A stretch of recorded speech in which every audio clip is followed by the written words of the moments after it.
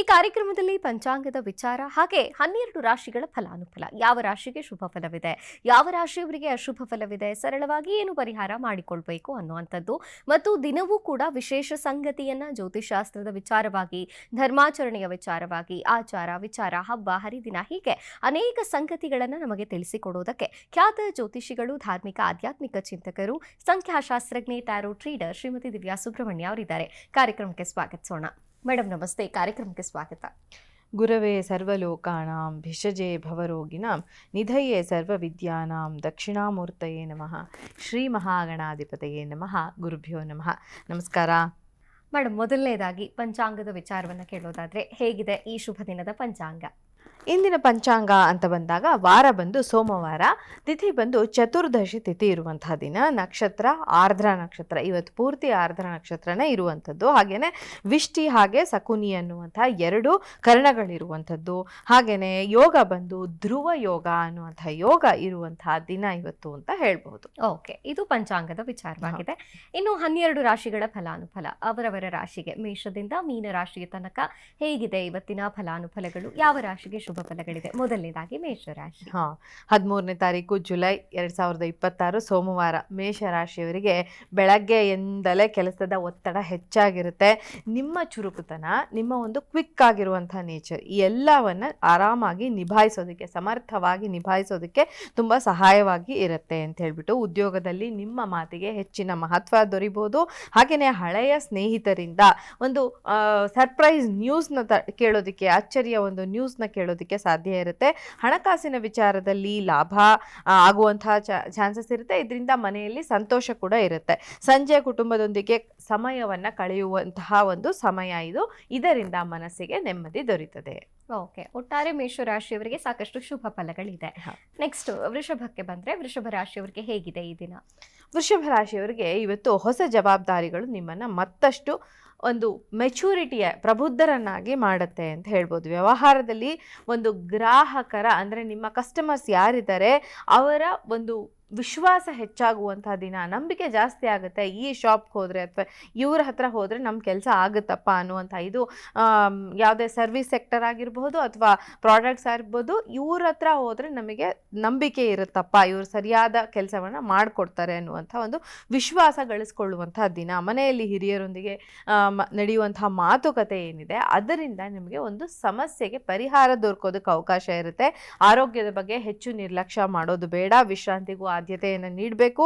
ಶಿವನ ಆರಾಧನೆಯಿಂದ ಮನಸ್ಸಿಗೆ ಹೆಚ್ಚು ಶಾಂತಿ ಬರೋದಕ್ಕೆ ಚಾನ್ಸಸ್ ಇರುತ್ತೆ ವೃಷಭ ರಾಶಿಯವರಿಗೆ. ಓಕೆ, ಸೋಮವಾರವೂ ಆಗಿರೋದ್ರಿಂದ ವೃಷಭ ರಾಶಿಯವರು ಶಿವನ ಆರಾಧನೆಯನ್ನ ಮಾಡಿಕೊಳ್ಳೋದು ಉಳಿತು ಅಂತ. ಇನ್ನು ಮುಂದಿನ ರಾಶಿ ಮಿಥುನ ರಾಶಿಗೆ ಬಂದ್ರೆ, ಹೇಗಿದೆ ಮಿಥುನ ರಾಶಿ? ಬಹಳ ದಿನಗಳಿಂದ ಯೋಚಿಸ್ತಿದ್ದಂತಹ ಯೋಜನೆ ಒಂದು ಇವತ್ತು ಚಾಲನೆ ನೀಡಿದ ಹಾಗೆ ಆಗುತ್ತೆ. ಸರಿಯಾದ ಸಮಯ ಇದು ಈ ಕೆಲಸವನ್ನ ಮಾಡೋದಿಕ್ಕೆ ಅಂತ ಹೇಳ್ಬಿಟ್ಟು, ನಿಮ್ಮ ಒಂದು ಕಮ್ಯುನಿಕೇಶನ್ ಸ್ಕಿಲ್ ಏನಿದೆ ಅದರಿಂದ ಹೊಸ ಹೊಸ ಅವಕಾಶಗಳು ಬರ್ತವೆ. ಹಾಗೆಯೇ ವಿದ್ಯಾರ್ಥಿಗಳಿಗೆ ಸ್ಪರ್ಧಾತ್ಮಕ ಪರೀಕ್ಷೆಯಲ್ಲಿ ಒಳ್ಳೆಯ ಉತ್ತಮವಾದಂತಹ ಪ್ರಗತಿ ಕಂಡು ಬರೋದಕ್ಕೆ ಚಾನ್ಸಸ್ ಇರುತ್ತೆ. ಅನಗತ್ಯ ಖರ್ಚುಗಳನ್ನು ನಿಯಂತ್ರಿಸಿದ್ರೆ ಆರ್ಥಿಕವಾಗಿ ಸ್ವಲ್ಪ ಸ್ಥಿರವಾಗಿ ಇರೋದಕ್ಕೆ ಚಾನ್ಸಸ್ ಇರುತ್ತೆ. ಸಂಜೆ ವೇಳೆಗೆ ಸಂತಸದ ಭೇಟಿಯೊಂದು, ಅಂದರೆ ಯಾರಾದರೂ ನಿಮಗೆ ಪ್ರೀತಿ ಪಾತ್ರರನ್ನ ಭೇಟಿ ಆಗೋದಕ್ಕೆ ಅವಕಾಶ ಇರುವಂತಹ ದಿನ ಇವತ್ತು ಅಂತ ಹೇಳ್ಬೋದು. ಓಕೆ ಓಕೆ, ಮಿಥುನ ರಾಶಿಯವರಿಗೂ ಕೂಡ ಸಾಕಷ್ಟು ಒಳಿತಿದೆ ಇವತ್ತು. ಮುಂದಿನ ರಾಶಿಗೆ ಬಂದ್ರೆ ಕಟಕ ರಾಶಿ, ಕರ್ಕಾಟಕ ರಾಶಿಯವರಿಗೆ ಹೇಗಿದೆ ಈ ದಿನ? ಕಟಕ ರಾಶಿಯವರಿಗೆ ಕುಟುಂಬ ಸದಸ್ಯರ ಅಗತ್ಯಗಳಿಗೆ ಮೊದಲ ಆದ್ಯತೆಯನ್ನ ನೀಡುವ ದಿನ ಇದು ಅಂತ ಹೇಳ್ಬೋದು. ಅಂದ್ರೆ ನಿಮ್ಮ ಫ್ಯಾಮಿಲಿ ಮೆಂಬರ್ಸು ಇದು ಬೇಕು ಇದು ಬೇಡ ಅಂತ ಏನು ಹೇಳ್ತಾರೋ ಅದನ್ನ ಫಸ್ಟ್ ಇಂಪಾರ್ಟೆಂಟ್ ಅಂತ ಕನ್ಸಿಡರ್ ಮಾಡಿ ಅದ್ರ ಕಡೆ ಗಮನವನ್ನ ಕೊಡಬೇಕಾಗುತ್ತೆ. ಉದ್ಯೋಗದಲ್ಲಿ ನಿಮ್ಮ ಜವಾಬ್ದಾರಿಯನ್ನ ಒಂದು ಹಿರಿಯರು, ನಿಮ್ಮ ಜವಾಬ್ದಾರಿಯ ಒಂದು ನಡೆ ಏನಿರುತ್ತೆ, ನೀವು ರೆಸ್ಪಾನ್ಸಿಬಿಲಿಟಿಗಳನ್ನ ತಗೋತೀರಾ, ಅದನ್ನು ತುಂಬಾ ಚೆನ್ನಾಗಿ ನಿಭಾಯಿಸ್ತೀರಾ, ಅದನ್ನ ಹಿರಿಯರ ಒಂದು ಮೆಚ್ಚುಗೆ ಪಾತ್ರರಾಗ್ತೀರಾ. ಅದರಿಂದ ಹಳೆಯ ಗೊಂದಲಗಳಿಗೆ ಸ್ಪಷ್ಟವಾದಂತಹ ಉತ್ತರ ಸಿಗುವ ಸಾಧ್ಯತೆ ಇರುವಂತಹ ದಿನ. ಪ್ರಯಾಣದ ಯೋಜನೆ ಇದ್ದರೆ ಸಮಯವನ್ನು ಸರಿಯಾಗಿ ಹೊಂದಿಸಿಕೊಂಡು ಹೋಗಬೇಕಾಗತ್ತೆ. ಪ್ರಯಾಣ ಸರಿಯಾದ ಸಮಯಕ್ಕೆ ಹೋಗದೆ ಇದ್ರೆ ಬಸ್ ಮಿಸ್ ಮಾಡ್ಕೊಳ್ಳೋದು, ಫ್ಲೈಟ್ ಮಿಸ್ ಮಾಡ್ಕೊಳ್ಳೋದು, ಈ ಥರದ್ದೆಲ್ಲ ಆಗತ್ತೆ. ಮನಸ್ಸಿನಲ್ಲಿ ಹೊಸ ಭರವಸೆ ಮೂಡೋದಕ್ಕೆ ಪ್ರಾರಂಭ ಆಗುವಂತಹ ದಿನ, ಅಥವಾ ಅಂದರೆ ಒಂದು ಹೊಸ ಭರವಸೆಯನ್ನು ತಂದು ಕೊಡುವಂತಹ ದಿನ ಕರ್ಕಾಟಕ ರಾಶಿಯವರಿಗೆ ಅಂತ ಹೇಳ್ಬೋದು. ಓಕೆ ಓಕೆ, ಒಂದಷ್ಟು ಅಗತ್ಯ ಎಚ್ಚರಿಕೆಗಳನ್ನು ಕರ್ಕಾಟಕ ರಾಶಿಯವರು ತೆಗೆದುಕೊಳ್ಬೇಕಿದೆ ಇವತ್ತು. ಓಕೆ, ಮುಂದಿನ ರಾಶಿ ಸಿಂಹರಾಶಿ. ಸಿಂಹರಾಶಿಗೆ ಹೇಗಿದೆ ಈ ದಿನ? ಸಿಂಹರಾಶಿಯವರಿಗೆ ಆತ್ಮವಿಶ್ವಾಸವೇ ಇವರ ಒಂದು ದೊಡ್ಡ ಶಕ್ತಿ. ಬಾಕಿ ಉಳಿದಂತಹ ಕೆಲಸಗಳನ್ನು ಪೂರ್ಣಗೊಳಿಸೋದಕ್ಕೆ ಅನುಕೂಲಕರವಾದಂತಹ ವಾತಾವರಣ ಇವತ್ತು ನಿರ್ಮಾಣ ಆಗುತ್ತೆ. ಕುಟುಂಬದವರೊಂದಿಗೆ ಸಂತಸದ ಕ್ಷಣಗಳನ್ನು ಹಂಚ್ಕೊಳ್ತೀರಾ. ಹಣಕಾಸಿನ ವಿಚಾರದಲ್ಲಿ ತೆಗೆದುಕೊಳ್ಳುವಂತಹ ನಿರ್ಧಾರಗಳು ಮುಂದಿನ ದಿನಗಳಲ್ಲಿ ತುಂಬ ಲಾಭವನ್ನು ತಂದುಕೊಡ್ತವೆ. ಸೂರ್ಯನಿಗೆ ಅರ್ಘ್ಯವನ್ನು ಸಲ್ಲಿಸೋದ್ರಿಂದ ಇನ್ನೂ ಹೆಚ್ಚಿನ ಶುಭ ಫಲಗಳನ್ನು ನೀವು ಪಡ್ಕೊಳ್ಳೋದಕ್ಕೆ ಅವಕಾಶ ಇರುತ್ತೆ. ಓಕೆ ಓಕೆ, ಸೂರ್ಯ ದೇವರ ಆರಾಧನೆಯನ್ನ ಮಾಡಬೇಕು ಸಿಂಹರಾಶಿಯವರು. ಜೊತೆಗೆ ಇನ್ನು ಮುಂದಿನ ರಾಶಿಗೂ ಕೇಳೋದಾದ್ರೆ ಕನ್ಯಾ ರಾಶಿಗೆ ಹೇಗಿದೆ ಈ ದಿನ? ಶುಭವೋ ಅಶುಭವೋ? ಸೂಕ್ಷ್ಮವಾಗಿ ಗಮನಿಸುವಂತಹ ಒಂದು ಗುಣ ನಿಮ್ಮಲ್ಲಿ ಇದ್ದೇ ಇರುತ್ತೆ. ಈ ಗುಣದಿಂದ ನಿಮಗೆ ಒಂದು ಯಶಸ್ಸನ್ನು ತಂದುಕೊಡುತ್ತೆ ಈ ಗುಣ ಅಂತ ಹೇಳ್ಬೋದು. ಸಹೋದ್ಯೋಗಿಗಳೊಂದಿಗೆ ಉತ್ತಮವಾದಂತಹ ಹೊಂದಾಣಿಕೆ ಇರುವಂತಹ ದಿನ. ಇದರಿಂದ ಉತ್ತಮ ಫಲಿತಾಂಶ ಬರೋದಕ್ಕೆ ಅವಕಾಶ ಇರುತ್ತೆ. ಮನೆಯಲ್ಲಿ ಶುಭ ವಿಚಾರದ ಒಂದು ಚರ್ಚೆ ನಡೆಯುವ ಸಾಧ್ಯತೆ ಇರುತ್ತೆ. ಅಂದರೆ ಮದುವೆನೋ ಮುಂಜಿನೋ ಯಾವುದೋ ಒಂದು ಕಾರ್ಯವನ್ನು ಮಾಡಬೇಕು ಅಥವಾ ಯಾವುದೋ ಒಂದು ಪೂಜಾ ಪುನಸ್ಕಾರವನ್ನು ಮಾಡಬೇಕು ಅನ್ನುವಂತಹ ಒಂದು ಉತ್ತಮವಾದಂತಹ ಒಂದು ಚರ್ಚೆ ನಡೆಯುವಂತಹ ದಿನ ಅಂತ ಹೇಳ್ಬೋದು. ಅದರಿಂದ ಮನಸ್ಸಿಗೆ ಸಂತೋಷ ಕೂಡ ಆಗುತ್ತೆ. ಯಾಕೆಂದರೆ ಯಾವುದೋ ಒಂದು ಫಂಕ್ಷನ್ನ ಪ್ಲ್ಯಾನ್ ಮಾಡ್ತಿದ್ದೀರಾ, ಅದರಿಂದ ಹಣ ಖರ್ಚಾದರೂ ಪರವಾಗಿಲ್ಲ, ಆದರೆ ಅದರಿಂದ ತುಂಬ ಸಂತೋಷ ಸಿಗುತ್ತೆ. ಆ ಥರದ ಒಂದು ದಿನವನ್ನು ನೀವು ಎದುರು ನೋಡ್ತಿರುವಂತಹ ದಿನ ಇವತ್ತು ಅಂತ ಹೇಳ್ಬೋದು. ಓಕೆ, ಇದು ರಾಶಿ ಫಲವಾಗಿತ್ತು. 12 ರಾಶಿಗಳ ಕುರಿತಾಗಿ ತಾವು ತಿಳಿಸ್ಕೊಟ್ರಿ. ಮತ್ತು ಪ್ರತಿದಿನವೂ ಕೂಡ ಒಂದು ವಿಶೇಷ ಸಂಗತಿಯನ್ನ ಆಚಾರ ವಿಚಾರದವಾಗಿ, ಧಾರ್ಮಿಕವಾಗಿ ಮತ್ತು ರಾಶಿಗಳ ಸರಣಿಯಲ್ಲೂ ಕೂಡ ತಾವು ತಿಳಿಸಿಕೊಡ್ತಾ ಇದ್ದೀರಿ. ಇವತ್ತು ಯಾವ ಒಂದು ವಿಶೇಷ ಸಂಗತಿ ಇದೆ? ನೋಡಿ, ನಾವು ರಾಶಿಗಳ ಬಗ್ಗೆ ಮಾತಾಡ್ತಿದ್ವಿ, ಆದರೆ ಒಂದು ಸಣ್ಣ ಬ್ರೇಕ್ ತೊಗೊಂಡು ಇವತ್ತು ನಾವು ಆಷಾಢ ಮಾಸದ ಬಗ್ಗೆ ಮಾತಾಡೋಣ. ಯಾಕೆಂದರೆ ಜ್ಯೇಷ್ಠ ಮಾಸ ಮುಗಿಯೋದ್ರಲ್ಲಿದೆ. ನಾನಿವತ್ತು ಪಂಚಾಂಗವನ್ನು ಹೇಳುವಾಗ ಚತುರ್ದಶಿ ತಿಥಿ ಅಂತ ಹೇಳಿದೆ. ಸೊ ಈ ಮಾಸ ಮುಗಿದು ಆಷಾಢ ಮಾಸ ಪ್ರಾರಂಭ ಆಗುತ್ತೆ 15ನೇ ತಾರೀಕಿಂದ. ಹಾಗಾಗಿ ಅಮಾವಾಸ್ಯೆಯಿಂದ ಪ್ರಾರಂಭ ಆಗುವಂಥ ದಿನ. ಹಾಗಾಗಿ ನಾವು ಆಷಾಢ ಮಾಸದ ಬಗ್ಗೆ ಇನ್ಫಾರ್ಮೇಷನ್ನ ತಗೊಳ್ಳೋಣ. ಖಂಡಿತ. ಆಷಾಢ ಮಾಸ ಅಂದ ತಕ್ಷಣ ಮೊದಲನೇದಾಗಿ ತಲೆಗೆ ಬರೋದು ಆಷಾಢ ಮಾಸ ಶುಭವೋ ಅಶುಭವೋ ಅಂತ. ಯಾಕೆಂದರೆ ಆಷಾಢ ಬಂತಪ್ಪ, ಏನು ಒಳ್ಳೆ ಕೆಲಸ ಮಾಡೋ ಹಂಗಿಲ್ಲ, ಆಷಾಢ ಬಂತು ಮುಂದಿನ ಮಾಸದಲ್ಲಿ ಇಟ್ಕೊಳ್ಳೋಣ, ಅಥವಾ ಆಷಾಢ ಬಂತು ಯಾವುದು ಮನೆಯಲ್ಲಿ ಪೂಜೆ ಅಥವಾ ಪೂಜೆ ಅಂತ ಅನ್ನೋಕ್ಕಿಂತ ಒಂದು ಶುಭ ಕಾರ್ಯಗಳನ್ನು ಆರಂಭ ಮಾಡೋದಿಲ್ಲ ಅಂತ ಹೇಳ್ತಾರಲ್ಲ, ಯಾಕೆ ಇದು ಆಷಾಢಕ್ಕೆ ಅಂತ? ಹೌದು, ಏನಂತ ಹೇಳಿದ್ರೆ ನೋಡಿ, ನಾನು ಹೇಳ್ತೀನಿ ಆಷಾಢ ಮಾಸ ಅತ್ಯಂತ ಪವಿತ್ರವಾದ ಶುಭಕರವಾದಂತಹ ಮಾಸ ಅಂತ ಹೇಳ್ತೀನಿ. ಯಾಕೆ ಅಂತ ಹೇಳಿದ್ರೆ ಇದು ಶುಭ ಕಾರ್ಯಗಳಿಗೆ ಅಷ್ಟು ಒಳ್ಳೆಯ ಮಾಸ ಅಲ್ಲ. ಅಂದರೆ ಮದುವೆ ಮುಂಜಿ ಈ ಥರದ ಕೆಲಸಗಳನ್ನು ಮಾಡೋದಕ್ಕೆ ಇದು ಶುಭ ದಿನ ಅಲ್ಲ. ಆದರೆ ನಮ್ಮ ಪೂಜೆ ಪುನಸ್ಕಾರಗಳನ್ನು, ಹೋಮ ಹವನಗಳನ್ನು, ಜಪತಪಗಳನ್ನು ಮಾಡ್ಕೊಳ್ಳೋದಕ್ಕೆ ಇದು ಖಂಡಿತವಾಗಿಯೂ ಶುಭವಾದಂಥ ದಿನ. ಯಾಕೆ ಅಂತ ಹೇಳಿದ್ರೆ ಆಷಾಢ ಮಾಸವನ್ನು ನಾವು ಏನಂತ ಹೇಳ್ತೀವಿ, ಈ ಆಷಾಢ ಮಾಸದಲ್ಲಿ ಆ ಮಹಾವಿಷ್ಣು ಶಯನಕ್ಕೆ ಹೋಗ್ತಾನೆ, ಮಲಗೋದಕ್ಕೆ ಹೋಗ್ತಾನೆ. ಒಂದೊಂದು ಮಂತಲ್ಲಿ, ಒಂದೊಂದು ತಿಂಗಳಲ್ಲಿ ಈ ಏನು ನಮ್ಮ ಹಿಂದೂ ಕ್ಯಾಲೆಂಡರ್ ಪ್ರಕಾರ ಮಂತ್ಗಳಿವೆ, ಈ ಮಂತ್ಗಳ ಪ್ರಕಾರ ಒಂದೊಂದು ತಿಂಗಳಲ್ಲಿ ಮಹಾವಿಷ್ಣು ಒಂದೊಂದು ರೂಪದಲ್ಲಿರ್ತಾನೆ ಅಂತ ಹೇಳ್ಬಿಟ್ಟು, ಈ ಆಷಾಢ ಮಾಸದಲ್ಲಿ ವಾಮನನ ರೂಪದಲ್ಲಿ ಪಾತಾಳ ಲೋಕದಲ್ಲಿ ಅವನು ನಿದ್ರೆಯನ್ನು ಮಾಡ್ತಾನೆ. ನಿದ್ರೆ ಅಂತ ಅಂದರೆ ಎಂಥ ನಿದ್ರೆ? ಅದು ಯೋಗ ನಿದ್ರೆ. ಅದು ಅಂತಹ ಯೋಗ ನಿದ್ರೆಯಲ್ಲಿ ವಿಷ್ಣು ಇರುವಂತಹ ಸಮಯದಲ್ಲಿ ನಾವು ಶುಭ ಕಾರ್ಯಗಳನ್ನು ಮಾಡೋದು ಅಷ್ಟು ಸರಿಯಲ್ಲ. ಯಾಕೆ ಅಂತ ಹೇಳಿದ್ರೆ ಆ ಭಗವಂತನ ಕೃಪೆ ನಮ್ಮ ಮೇಲೆ ಇರೋದಿಲ್ಲ. ಹಾಗಾಗಿ ಭಗವಂತನ ಸ್ಮರಣೆ, ಹೋಮ ಹವನಗಳು, ಪೂಜೆ ಪುನಸ್ಕಾರಗಳು, ಜಪತಪಗಳನ್ನು ಖಂಡಿತವಾಗಿಯೂ ಮಾಡಬಹುದು ಅಂತ. ಓಕೆ ಮೇಡಮ್, ನೀವು ತಿಳಿಸ್ಕೊಡ್ತಾ ಇದ್ರಿ ಆಷಾಢ ಮಾಸದ ಬಗ್ಗೆ. ಅದಕ್ಕಿಂತ ಮುಂಚಿತವಾಗಿ ನಮ್ಮ ವೀಕ್ಷಕರು ತಮ್ಮ ರಾಶಿಗಳಿಗೆ ಹೇಗಿರುತ್ತೆ ಅಂತ ನೋಡೋದಕ್ಕೆ ಕಾಯ್ತಾ ಇದ್ದಾರೆ. ಹಾಗಾಗಿ ಮುಂದಿನ ರಾಶಿಯನ್ನು ಕೇಳೋದಾದ್ರೆ ತುಲಾರಾಶಿಯವರಿಗೆ ಹೇಗಿರುತ್ತೆ ಈ ದಿನ? ನೋಡಿ, ತುಲಾರಾಶಿಯವರಿಗೆ ಹೊಸ ವ್ಯಕ್ತಿಗಳ ಪರಿಚಯ ಆಗುತ್ತೆ. ಅದು ನಿಮ್ಮ ಭವಿಷ್ಯಕ್ಕೆ ಉಪಯುಕ್ತವಾದಂತಹ ಪರಿಚಯ ಆಗಿರುತ್ತೆ. ವ್ಯವಹಾರದಲ್ಲಿ ನಿರೀಕ್ಷೆಗಿಂತ ಹೆಚ್ಚಿನ ಒಂದು ಸ್ಪಂದನೆ ಅಥವಾ ಒಂದು ಬಿಸ್ನೆಸ್ ಆಗೋದಕ್ಕೆ ಚಾನ್ಸಸ್ ಇರುತ್ತೆ. ಹಾಗೆಯೇ ಸಂಬಂಧಗಳಲ್ಲಿ ಇದ್ದಂತಹ ಸಣ್ಣ ಪುಟ್ಟ ಭಿನ್ನಾಭಿಪ್ರಾಯಗಳೇನಿವೆ ಅವು ಕೂಡ ದೂರ ಆಗೋದಕ್ಕೆ ಸಾಧ್ಯತೆ ಇರುವಂತಹ ದಿನ ಇವತ್ತು ಅಂತ ಹೇಳ್ಬೋದು. ಖರ್ಚಿನ ಮೇಲೆ ನಿಯಂತ್ರಣ ಸಾಧಿಸಿದರೆ ನೆಮ್ಮದಿ ಹೆಚ್ಚಾಗೋದಕ್ಕೆ ಸಾಧ್ಯತೆಗಳಿರುತ್ತೆ. ಇವತ್ತು ಸಂಜೆ ಧಾರ್ಮಿಕ ಕಾರ್ಯಗಳಲ್ಲಿ ಯಾವುದರಲ್ಲಾದರೂ ಭಾಗವಹಿಸುವ ಅವಕಾಶ ಸಿಗಬಹುದು. ಅಂತಹ ಅವಕಾಶ ನಿಮಗೇನಾದರೂ ಸಿಕ್ಕಿದ್ರೆ ಅದನ್ನು ಮಿಸ್ ಮಾಡದೆ ಅದರಲ್ಲಿ ಭಾಗವಹಿಸೋದ್ರಿಂದ ಇನ್ನೂ ದಿನವನ್ನು ಶುಭವನ್ನಾಗಿಸ್ಕೊಳ್ಬಹುದು ಅಂತ ಹೇಳ್ಬೋದು. ಓಕೆ, ತುಲಾರಾಶಿಯವರಿಗೆ ಸ್ವಲ್ಪ ಧಾರ್ಮಿಕ ಆಚರಣೆಗಳ ಅಗತ್ಯವಿದೆ. ವೃಶ್ಚಿಕಕ್ಕೆ ಬಂದರೆ, ವೃಶ್ಚಿಕ ರಾಶಿಯವರಿಗೆ ಹೇಗಿದೆ ಈ ದಿನ? ಸವಾಲಿನ ಕೆಲಸ. ನಮಗೆ ಎಲ್ಲರಿಗೂ ಒಂದು ಸವಾಲು ಎದುರಾಗುತ್ತೆ, ಈ ಕೆಲಸವನ್ನು ಮಾಡೋಕ್ಕಾಗುತ್ತಾ ಇಲ್ವಾ ಅನ್ನುವಂಥ. ನಿಮ್ಮ ಸಾಮರ್ಥ್ಯವನ್ನು ಸಾಬೀತುಪಡಿಸುವಂತಹ, ನಿಮ್ಮ ಸಾಮರ್ಥ್ಯವನ್ನು ಪ್ರೂವ್ ಮಾಡ್ಕೊಳ್ಳುವಂತಹ ಅವಕಾಶ ಈ ಒಂದು ಸವಾಲು ನಿಮಗೆ ಕೊಡುತ್ತೆ. ನೀವೇನು ಬೇಕಾದರೂ ಮಾಡ್ತೀರಾ, ನಿಮ್ಮ ವರ್ಕ್ ಪ್ಲೇಸಲ್ಲಿರ್ಬೋದು, ಮನೇಲಿರ್ಬೋದು, ನಿಮ್ಮ ಆ ರೆಸ್ಪಾನ್ಸಿಬಿಲಿಟಿ ಏನಿದೆ ಅಥವಾ ನಿಮಗೆ ಬಂದಿರುವಂತಹ ಒಂದು ಸವಾಲೇನಿದೆ ಅದನ್ನು ಆಕ್ಸೆಪ್ಟ್ ಮಾಡಿಕೊಂಡು ನಿಮ್ಮ ಒಂದು ಸಾಮರ್ಥ್ಯವನ್ನು ನೀವು ಸಾಬೀತುಪಡಿಸ್ಕೊಳ್ಬಹುದು. ಉದ್ಯೋಗದಲ್ಲಿ ನಿಮ್ಮ ಪರಿಶ್ರಮವನ್ನು ಹೈಯರ್ ಆಫೀಸರ್ಸ್ ಯಾರಿರ್ತಾರೆ ಅವರು ಗುರುತಿಸುವ ಸಾಧ್ಯತೆಗಳಿರುತ್ತೆ. ಕುಟುಂಬದ ಬೆಂಬಲದಿಂದ ಆತ್ಮಸ್ಥೈರ್ಯ ಹೆಚ್ಚಾಗಿರೋದಕ್ಕೆ ಸಾಧ್ಯ ಇರುತ್ತೆ. ಆದರೆ ವಾಹನ ಚಲಾಯಿಸುವಾಗ ತುಂಬ ಎಚ್ಚರಿಕೆಯಿಂದ ಚಲಾಯಿಸಬೇಕಾಗತ್ತೆ. ಹಾಗೆಯೇ ಸುಬ್ರಹ್ಮಣ್ಯ ಸ್ವಾಮಿಯ ಪ್ರಾರ್ಥನೆಯನ್ನು ಮಾಡೋದ್ರಿಂದ ಇನ್ನೂ ಹೆಚ್ಚು ಶುಭ ಫಲಗಳು ದೊರೆಯೋದಕ್ಕೆ ಅವಕಾಶ ಇರುತ್ತೆ ವೃಶ್ಚಿಕ ರಾಶಿಯವರಿಗೆ. ಓಕೆ, ಅನೇಕ ಶುಭ ಫಲಗಳಿದೆ, ಆದರೆ ಕೆಲವು ಎಚ್ಚರಿಕೆಗಳು ಕೂಡ ವೃಶ್ಚಿಕ ರಾಶಿಯವರಿಗೆ ಬೇಕಾಗುತ್ತೆ ಅನ್ನುವಂಥದ್ದು. ಇನ್ನು ಧನು ರಾಶಿಗೆ ಬಂದರೆ, ಧನಸ್ಸು ರಾಶಿಗೆ ಹೇಗಿದೆ ಈ ದಿನ?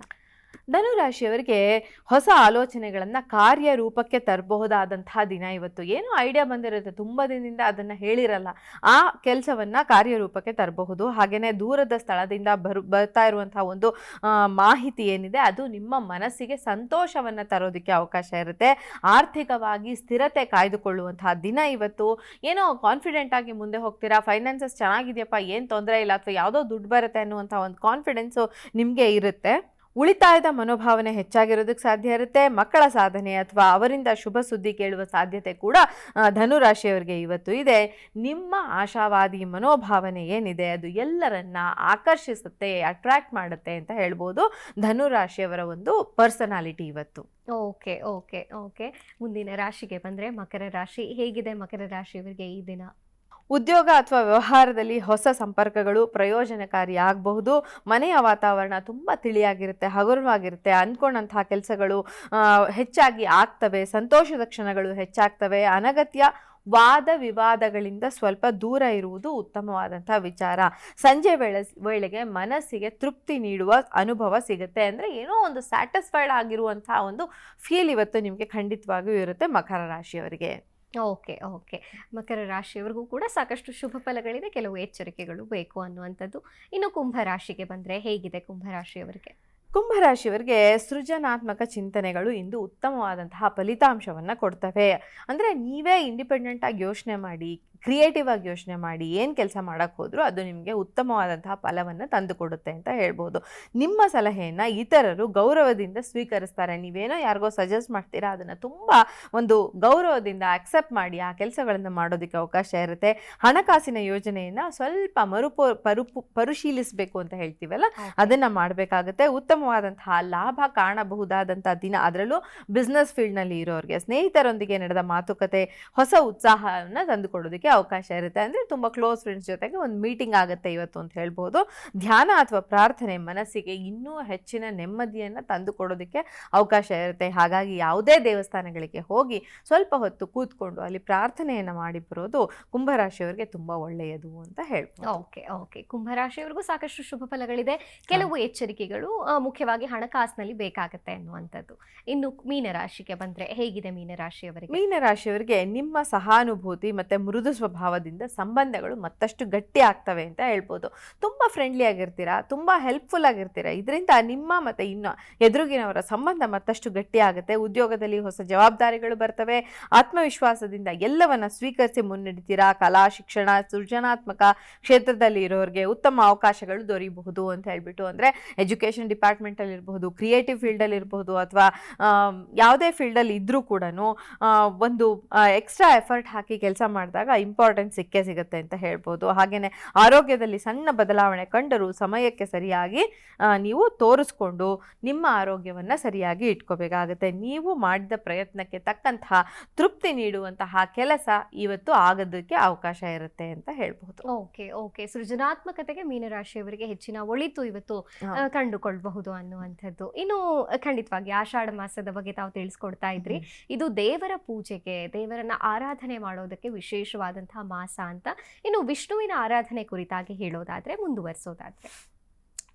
ನೋಡಿ, ಈ ಮಾಸದಲ್ಲಿ ಬರುವಂಥ ಎಲ್ಲ ದಿನಗಳು ವಿಷ್ಣುವಿನ ಆರಾಧನೆಗೆ ತುಂಬ ಒಳ್ಳೆಯದು. ಆಷಾಢ ಮಾಸ ಬಂದ ತಕ್ಷಣ ದೇವರುಗಳ ಆರಾಧನೆಗೆ ತುಂಬ ಒಳ್ಳೆಯದು. ಅದರಲ್ಲೂ ಮಹಾವಿಷ್ಣುವಿನ ಆರಾಧನೆ ತುಂಬ ಮುಖ್ಯ. ಹೇಳಿದ್ನಲ್ಲ ನಾನು ಆವಾಗಲೇ, ವಾಮನ ರೂಪದಲ್ಲಿ ಒಂದು ಪಾತಾಳ ಲೋಕದಲ್ಲಿ ಯೋಗ ನಿದ್ರೆಯಲ್ಲಿ ಇರ್ತಾನೆ ಮಹಾವಿಷ್ಣು. ಅಂಥವನ ಆರಾಧನೆಯಿಂದ ಖಂಡಿತ ಪಾಸಿಟಿವ್ ಆದಂತಹ ಒಂದು ವೈಬ್ಸ್ನ ನಾವು ನಮ್ಮ ಲೈಫಲ್ಲಿ ಕಂಡುಕೊಳ್ಳೋದಕ್ಕೆ ಅವಕಾಶ ಇರುತ್ತೆ. ವಿಷ್ಣುವಿನ ಜೊತೆಗೆ ಲಕ್ಷ್ಮಿಯ ಆರಾಧನೆ ಕೂಡ ಶುಭವನ್ನು ತಂದುಕೊಡುತ್ತೆ. ಆಷಾಢ ಗುರುವಾರದ ದಿನ ಲಕ್ಷ್ಮೀ ಆರಾಧನೆಯನ್ನು ಮಾಡ್ತಾರೆ. ಆಷಾಢ ಶುಕ್ರವಾರದ ದಿನ ಕೂಡ ಆಷಾಢ ಶುಕ್ರವಾರ ವ್ರತ ಅಂತ ಇದೆ. ಸೊ ಅದನ್ನು ಕೂಡ ಮಾಡ್ಬೋದು ಹೆಣ್ಮಕ್ಳು. ಅಂದರೆ ವಿಷ್ಣುವಿನ ಆರಾಧನೆ ಮಾತ್ರ ಅಲ್ಲ, ಹಾಗೆಯೇ ಅದ್ರ ಜೊತೆಗೆ ಲಕ್ಷ್ಮಿಯ ಆರಾಧನೆಯನ್ನು, ಗಣಪತಿಯ ಆರಾಧನೆಯನ್ನು ಕೂಡ ಮಾಡೋದಕ್ಕೆ ಇದು ಶುಭ ದಿನ ಅಂತ. ಅಷ್ಟೇ ಅಲ್ಲ, ನಿಮಗೆ ಗೊತ್ತಿರೋ ಹಾಗೆ ಈ ಮಾಸದಲ್ಲಿ ಇನ್ನೊಂದು ತುಂಬ ಮುಖ್ಯವಾದಂಥ ದಿನ ಇದೆ. ಅದು ಯಾವುದಪ್ಪ ಅಂತ ಹೇಳಿದ್ರೆ ಗುರುಪೌರ್ಣಿಮೆ. ಹುಣ್ಣಿಮೆಯ ದಿನ ಬರುವಂತಹ ಗುರುಪೌರ್ಣಿಮೆ. ಇದು ವ್ಯಾಸರು ಏನಿದ್ರು ಅವರು 4 ವೇದಗಳನ್ನು ಡಿವೈಡ್ ಮಾಡಿ ಸರಿಯಾದ ರೀತಿಯಲ್ಲಿ ಒಂದು ಮನುಷ್ಯರಿಗೆ ಹೇಳಿಕೊಟ್ಟಂಥ ದಿನ ಇದು ಅಂತ ಹೇಳ್ಬಿಟ್ಟು ವ್ಯಾಸರ ದಿನವನ್ನು ವ್ಯಾಸ ಪೌರ್ಣಿಮೆ ಅಥವಾ ಗುರು ಪೌರ್ಣಿಮೆ ಅಂತ ಮಾಡಿದ್ದಾರೆ. ಸೊ ಇದು 29ನೇ ತಾರೀಕು ಜುಲೈ ಬಂದಿರುವಂಥದ್ದು. ಅವತ್ತಿನ ದಿನ ನೀವು ಇಷ್ಟಪಡುವಂತಹ, ನೀವು ಪೂಜಿಸುವಂತಹ ಒಬ್ಬ ಗುರುಗಳ ಒಂದು ಪೂಜೆಯನ್ನು ನೀವು ಮಾಡ್ಕೊಳ್ಬೇಕಾಗತ್ತೆ. ಆ ಗುರುಗಳ ದೇವಸ್ಥಾನಕ್ಕೆ ಹೋಗಿ ಬರುವಂಥದ್ದು, ಗುರುಗಳ ದರ್ಶನವನ್ನು ಮಾಡುವಂಥದ್ದು, ಅಥವಾ ನಿಮಗೆ ಯಾರಾದರೂ ನಿಮ್ಮ ಪ್ರತ್ಯಕ್ಷ ದೈವ ಯಾರಾದರೂ ಇದ್ದಾರೆ, ಪ್ರತ್ಯಕ್ಷ ಗುರು ಯಾರಾದರೂ ಇದ್ದಾರೆ ಅಂತ ಹೇಳಿದ್ರೆ ಅವರಿಗೂ ಕೂಡ ಹೋಗ್ಬೋದು. ಅಂದರೆ ವ್ಯಾಸರು ನಮಗೆ ಏನು ವೇದಗಳ ಜ್ಞಾನವನ್ನು ಕೊಟ್ಟಂತಹ ವ್ಯಾಸರೇನಿದ್ದಾರೆ ಅವರ ಸ್ವರೂಪ ಅಂತ ತಿಳಿದು ನಮ್ಮ ಗುರುಗಳನ್ನು ಪೂಜಿಸುವಂತಹ, ನಮ್ಮ ಗುರುಗಳಿಗೆ ಒಂದು ಗ್ರ್ಯಾಟಿಟ್ಯೂಡ್ನ ಅರ್ಪಿಸುವಂತಹ ದಿನ ಇವತ್ತು ಅಂತ ಹೇಳ್ಬಹುದು. ಓಕೆ, ಇನ್ನು ಆಷಾಢ ಮಾಸ ಅಂತ ಬಂದ್ರೆ ಶುಭ ಕಾರ್ಯಗಳನ್ನ ಮಾಡಬಾರ್ದು ಅಂತ, ಅಂದ್ರೆ ಅತ್ತೆ ಸೊಸೆ ಜೊತೆಗಿರಬಾರ್ದು, ಗಂಡ ಹೆಂಡತಿ ಜೊತೆಗಿರಬಾರ್ದು. ಇಷ್ಟು ದಿನ ಆಷಾಢ ಮಾಸ ಬಂದ್ರೆ ಹೊಸದಾಗಿ ಮದುವೆ ಆದಂತಹ ಹೆಣ್ಮಕ್ಳಂತೂ ಗಂಡನ ಜೊತೆಗೆ ಇರಬಾರ್ದು ಅಂತ ಹೇಳಿ 1 ತಿಂಗಳು ತವರ ಮನೆಗೆ ಕಳಿಸುವಂಥದ್ದು, ಮತ್ತು ಅತ್ತೆ ಸೊಸೆ ಕೂಡ ಜೊತೆಗೆ ಇರಬಾರ್ದು ಅಂತ ಹೇಳ್ತಾರಲ್ಲ, ಇದಕ್ಕೇನಾದ್ರೂ ಕಾರಣ ಇದೆಯಾ ಅಂತ? ಹೌದು, ಏನು ಅಂತ ಹೇಳಿದ್ರೆ ನೋಡಿ, ಇದು ಬಿಸಿಲುಗಾಲ, ಬೇಸಿಗೆ ಮುಗಿದು ಗಾಳಿಕಾಲ ಶುರುವಾಗುತ್ತೆ, ವೆದರ್ ಚೇಂಜ್ ಆಗುತ್ತೆ. ಹೆಣ್ಮಕ್ಳು ಎಲ್ಲಿಂದನೋ ಬಂದಿರ್ತಾರೆ, ತುಂಬಾ ಅವ್ರಿಗೆ ಆ ವೆದರ್ನ ಸಹಿಸ್ಕೊಳ್ಳೋದಕ್ಕೆ ಸಾಧ್ಯ ಇಲ್ಲ. ಮೊದಲನೇ ವರ್ಷ ಮಾತ್ರ ಇದಿರೋದು, ಪ್ರತಿ ವರ್ಷ ಅಲ್ಲ. ಸೊ ಮೊದಲನೇ ವರ್ಷ ವೆದರ್ ಸೆಟ್ ಆಗಲ್ಲ ಅನ್ನೋ ಕಾರಣಕ್ಕೆ ಒಂದು ಪಾಯಿಂಟ್ ಇರಬಹುದು. ಅದರ ಜೊತೆಗೆ ಗಂಡು ಮಕ್ಕಳು ಏನಿದ್ದಾರೆ ಇವರು ಉತ್ತನೆಯ ಕೆಲಸಕ್ಕೆ ಹೋಗ್ಬೇಕಾಗ್ತಿತ್ತು ಹಿಂದೆ. ಇದು ಕೃಷಿ ಪ್ರಧಾನವಾದಂತಹ ರಾಷ್ಟ್ರ ಆಗಿರೋದ್ರಿಂದ ನಮ್ಮದು, ಅದರಲ್ಲೂ ಸೌತ್ ಇಂಡಿಯಾದಲ್ಲಿ ಈ ಸಮಯದಲ್ಲಿ ನಮಗೆ ಗಾಳಿಕಾಲ ಪ್ರಾರಂಭ ಆಗುತ್ತೆ, ಮುಂದೆ ಮಳೆಗಾಲ ಬರುತ್ತೆ. ಸೊ ಇವಾಗ ಬೀಜಗಳನ್ನು ಬಿತ್ತನೆ ಮಾಡಿದ್ರೆ ಮಳೆಗಾಲದಲ್ಲಿ ಅದು ಒಳ್ಳೆ ಫಲವನ್ನು ಕೊಡುತ್ತೆ ಅಂತ ಹೇಳ್ಬಿಟ್ಟು. ಹಾಗಾಗಿ ಇಂತಹ ಟೈಮಲ್ಲಿ ಹೆಂಡತಿಯ ಒಂದು ಡಿಸ್ಟ್ರಾಕ್ಷನ್ ಬೇಡ, ಜೊತೆಯಲ್ಲಿದ್ದು ಅವರು ಡಿಸ್ಟ್ರಾಕ್ಟ್ ಆಗೋದು ಬೇಡ, ಮಾಡುವಂತಹ ಕೆಲಸಗಳನ್ನು ಸರಿಯಾದ ರೀತಿಯಲ್ಲಿ ಮಾಡಲಿ ಅನ್ನೋ ಕಾರಣಕ್ಕೆ ಗಂಡ ಹೆಂಡತಿ ಒಂದೇ ಹೊಸಲಲ್ಲಿ ಓಡಾಡಬಾರ್ದು, ಒಂದೇ ಬಾಗಿಲು ದಾಟಬಾರ್ದು ಅನ್ನುವಂಥ ಒಂದು ನಿಯಮವನ್ನು ಇಟ್ಟಿದ್ದಾರೆ. ಇದು ಸಾಂಕೇತಿಕವಾಗಿ ಮಾತ್ರ, ಆದರೆ ಎಲ್ಲೂ ಗಂಡ ಹೆಂಡತಿ ಜೊತೆಗಿರಬಾರ್ದು ಅಂತ ಇಲ್ಲ. ಇದು ಒಂದೇ ಮನೆಯಲ್ಲಿದ್ದರೆ ಏನಾಗಬಹುದು ಅನ್ನುವಂಥದ್ದನ್ನು ನಾನು ಇವಾಗ ಹೇಳಿ. ಖಂಡಿತ. ಆಮೇಲೆ ಮತ್ತೊಂದು ಅಂದ್ರೆ ಆಷಾಢ ಮಾಸದಲ್ಲಿ ಗಂಡ ಹೆಂಡತಿ ಸೇರೋದಾದ್ರೆ ಮುಂದೆ ಬೇಸಿಗೆಯಲ್ಲಿ ಹೆರಿಗೆ ಆಗತ್ತೆ ಅನ್ನೋವಂಥದ್ದನ್ನು ಕೂಡ ಇಲ್ಲಿ ನೆನಪಿಸ್ಕೊಳ್ಬಹುದು. ಅಲ್ಲಿ ಕಷ್ಟವಾಗುತ್ತೆ, ತವರ ಮನೆಗೆ ಹೋಗಬೇಕು. ಯಾವಾಗಲೂ ಅಷ್ಟೇ, ನಮ್ಮ ಹಿಂದೂ ಸಂಪ್ರದಾಯದಲ್ಲಿ ಯಾವುದೇ ಒಂದು ಆಚರಣೆಗಳನ್ನ ನಾವು ಮಾಡಿದ್ರು ಅದಕ್ಕೆ ಸೈಂಟಿಫಿಕ್ ರೀಸನ್ ಕೂಡ ಇರುತ್ತೆ, ಮನುಷ್ಯನ್ಗೆ ಒಳ್ಳೇದಾಗುವಂತ ಯಾವುದೋ ಒಂದು ಲಿಂಕ್ ಅಲ್ಲಿ ಇದ್ದೇ ಇರುತ್ತೆ ಅಂತ. ಹೌದು. ಇನ್ನು ನೀವು ಆಷಾಢ ಮಾಸ ಅಂದ ತಕ್ಷಣ ಚಾತುರ್ಮಾಸ್ಯದ ಬಗ್ಗೆಯೂ ಕೂಡ ಕೋಟ್ ಮಾಡಿದ್ರೆ, ಚಾತುರ್ಮಾಸ್ಯದಲ್ಲಿ ಆಹಾರ ಪದ್ಧತಿಗಳ ಕುರಿತಾಗಿ ಒಂದಷ್ಟು ವಿಚಾರಗಳನ್ನ ತಿಳಿಸಿಕೊಟ್ಟಿದ್ದಾರೆ ಹಿರಿಯರು. ಇನ್ನು ಆಷಾಢ ಮಾಸ ಅಂತ ಬಂದ ತಕ್ಷಣ ನೀವು ಹೇಳ್ತಾ ಇದ್ರಿ ರೈತರ ಬಗ್ಗೆನು, ಅಂದ್ರೆ ರೈತರ ಹಬ್ಬಗಳು ಶುರುವಾಗುವಂತಹ ಕಾಲ ಇದು, ಉತ್ತನೆಗೆ ಬಿತ್ತನೆಗೆ ಅಂತೆಲ್ಲ. ಇನ್ನು ಧಾರ್ಮಿಕವಾಗಿ ಯಾವೆಲ್ಲ ಆಚರಣೆಗಳನ್ನ ನಾವು ಈ ಮಾಸದಲ್ಲಿ ಮಾಡಬಹುದು ಅಂತ ನೋಡಿ. ಧಾರ್ಮಿಕವಾಗಿ ಮೊದಲನೇದಾಗಿ ಮಾಡಬೇಕಾಗಿರುವಂಥದ್ದು ದಾನಗಳನ್ನು ಮಾಡಬೇಕು. ದಾನ ಮಾಡಬೇಕು ಅಂದರೆ ಈ ತಿಂಗಳಲ್ಲಿ ಏನು ದಾನ ಮಾಡಬಹುದು ಅಂದರೆ ನೆಲ್ಲಿಕಾಯನ್ನು ದಾನ ಮಾಡಬೇಕಂತೆ. ಈ ವೆದರ್ಗೆ ಅದು ಮ್ಯಾಚ್ ಆಗುತ್ತೆ ಅಂತ ನಮ್ಮೆಲ್ಲ ಆಚರಣೆಗಳಿಗೆ ಒಂದು ಸೈಂಟಿಫಿಕ್ ರೀಸನ್ ಇರುತ್ತೆ. ಸೊ ನೆಲ್ಲಿಕಾಯನ್ನು ದಾನ ಮಾಡಬೇಕು, ನೆಲ್ಲಿಕಾಯನ್ನು ತಿನ್ನಬೇಕು ಅಂತ ಕೂಡ ಹೇಳ್ತಾರೆ. ಅದರ ಜೊತೆಗೆ ಛತ್ರಿಯನ್ನು, ಚಪ್ಪಲಿಗಳನ್ನು ಯಾಕೆ, ನೆಕ್ಸ್ಟ್ ಬರುವಂಥ ಮಳೆಗಾಲಕ್ಕೆ ಕಾಲಿಗೆ ಚಪ್ಪಲಿ, ಕೊಡೆಯನ್ನು ಹಿಡ್ಕೊಂಡು ಹೋಗಲಿ ಅನ್ನುವಂಥ ಕಾರಣಗಳಿಂದ ನಾವು ಚಪ್ಪಲಿಯನ್ನು ಮತ್ತು ಛತ್ರಿಯನ್ನು ದಾನ ಮಾಡುವಂಥದ್ದು ತುಂಬ ಶುಭ ಇಲ್ಲಿ ಅಂತ ಹೇಳ್ಬೋದು. ಹಾಗೆಯೇ ಇನ್ನು ದಾನಗಳ ವಿಚಾರ ಬಿದ್ದರೆ ಯಾವುದೇ ಜಪತಪ್ಪುಗಳನ್ನು ಮಾಡ್ಕೊಳ್ಳೋದಕ್ಕೆ ಇದು ತುಂಬ ಒಳ್ಳೆಯ ಮಾಸ. ಯಾವುದೇ ಹೋಮ ಹವನಗಳನ್ನು, ಅದರಲ್ಲೂ ವಿಷ್ಣುವಿಗೆ ಸಂಬಂಧಿಸಿದಂತಹ ಏನು ಪೂಜೆಗಳಿವೆ ಅದನ್ನು ಖಂಡಿತ ಈ ಸಮಯದಲ್ಲಿ ಮಾಡಬಹುದು. ಎಲ್ಲ ದೇವರುಗಳು ಮಲಗೋದಕ್ಕೆ ಹೋಗ್ತಾರೆ 4 ತಿಂಗಳ ಕಾಲ ಅಂತ ಹೇಳ್ತೀವಿ. ಅಂದರೆ ಈ ದೇವಶಯನಿ ಏಕಾದಶಿ ಅಂತ ಪ್ರಾರಂಭ ಆದರೆ ಈ ತಿಂಗಳ ಏಕಾದಶಿಯ ದಿನ ಶುರುವಾಗುತ್ತೆ. ಆ ಟೈಮಿಂದ ದೇವರುಗಳು ಮಲಗ್ತಾರೆ ಅಂತೇಳಿ ದೈವಾರಾಧನೆಯನ್ನು ಮಾಡುವಂಥದ್ದು ಈ 4 ತಿಂಗಳು ಅಂತ.